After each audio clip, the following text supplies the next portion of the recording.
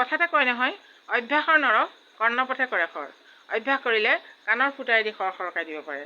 ঠিক তেনেদৰে অভ্যাস কৰিলে আমি আমাৰ শিশুসকলক সকলো দিশতে তেওঁলোকক পাৰ্গত কৰিব পাৰোঁ।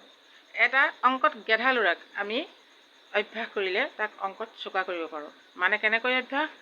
তাক আপুনি প্ৰথম লেচনটোৰ দুটা অংক শিকাব, তাৰ পিছদিনা সেই লেচনটোৰ অংক দুটা দিহে তাৰ পিছৰ লেচনটো আৰম্ভ কৰিব। ঠিক তাৰ পিছদিনা আগৰ দুদিনৰ দুটা অংক দিহে তাৰ পিছদিনাৰ লেচনটো আৰম্ভ কৰিব। তেনেকৈ তাক অভ্যাস কৰাই যাব লাগিব আৰু তাৰপিছত সি অংক ভাল পোৱা হ'ব। ঠিক তেনেকৈ ইংলিছৰ ক্ষেত্ৰত আপুনি গ্ৰামাৰ আৰম্ভ কৰোঁতে প্ৰত্যেক দিনেই আগদিনা দিয়া গ্ৰামাৰ দুটা তাক দি ল'ব লাগিব। তাৰ পিছতহে নেক্সট আপুনি পঢ়ুৱাবলৈ আৰম্ভ কৰিব লাগিব। এনেকৈ অভ্যাস কৰিলে ল'ৰা ছোৱালী কেতিয়াও গেধা নহয়।